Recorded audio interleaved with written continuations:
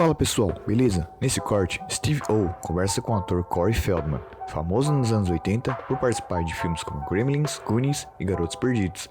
Corey fala sobre os abusos que sofria da mãe e o uso de drogas durante a adolescência. Você assistiu os filmes dele na sessão da tarde?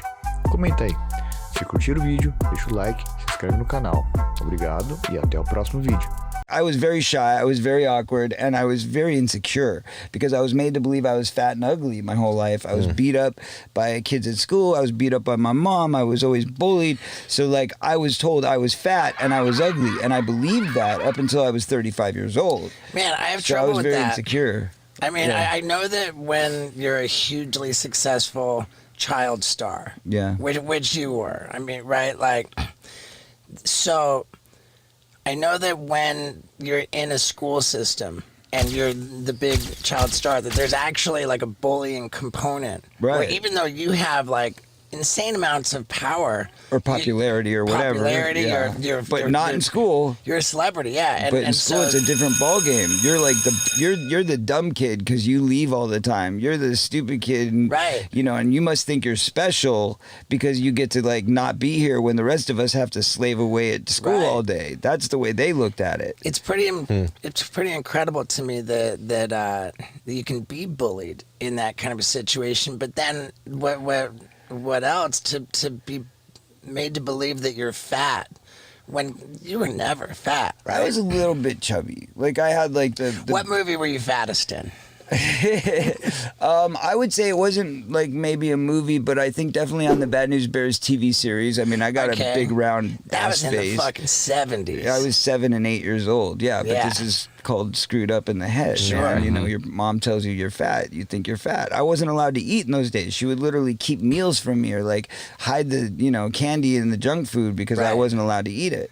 So that was then. Right. But then even all the way up until Gremlins, like look at me in Gremlins. I'm filling out those pants pretty tight, you know? I got like the chubby face. I got the little bit of a belly there. Gremlins was like 84, That was 85? like 83. Oh, 83, I was shooting it. Yeah, 83, I was shooting it. It came out in 84, 85. And then Goonies we shot in 84, and it came out in 85. Right. Okay. Yeah. So and, by Goonies, I started to lose a little bit of it, and then by Stand By Me is where I like came into my. Were you already doing coke on Stand By Me? No, hell no. No, I was still like a those kid. Gremlins, dude. No. That didn't start till so the first time I did cocaine was because my mom was doing it with somebody on the set of The Lost Boys. Okay. This hot little Asian woman who I was sitting there one night because I was like falling asleep and I was depressed because I'm like, how the hell am I going to stay for these night shoots? I've never done a night shoot. I mean, I'd done like the Friday the 13th night shoots, but that was like,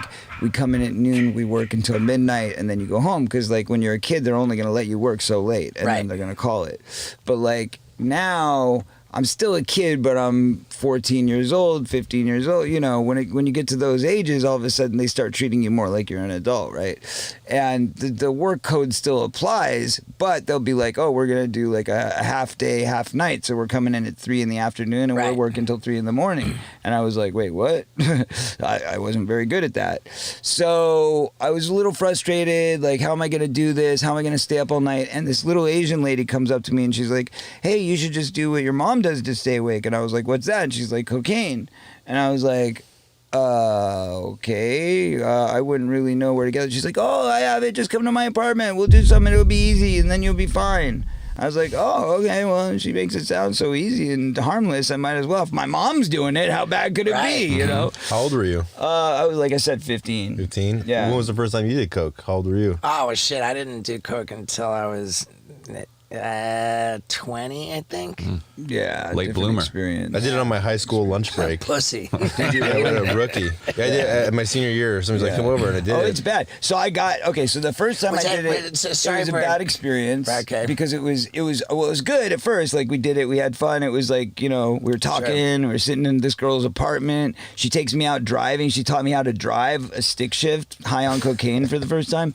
Casey Jones. And then. Here's the thing. I did one line, and I thought that one line was going to last forever. we're gonna live forever. You know, so that's what I was thinking at the moment. Fame. But what happened was, unfortunately, I was wrong, and it did not. And so I didn't go to sleep in between when that whole thing, which was like, say, 6 to 12 in the afternoon, and then at 12 I go out with my friend for the day, and then I've got like a 4 o'clock call, and I never slept anywhere in between, and I've got to work from 4 to 4.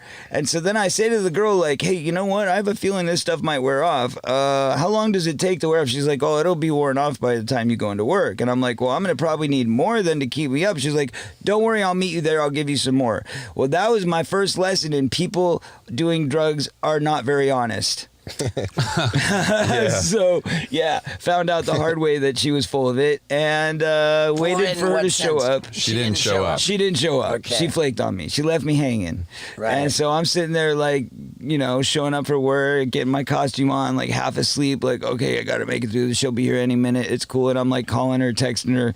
I don't think we had text in those days. That's a lie. I was just calling her. Writing letters. Yeah. And she didn't show up. Like no Writing response, no anything. You know, I'm sending a birdie over to her house.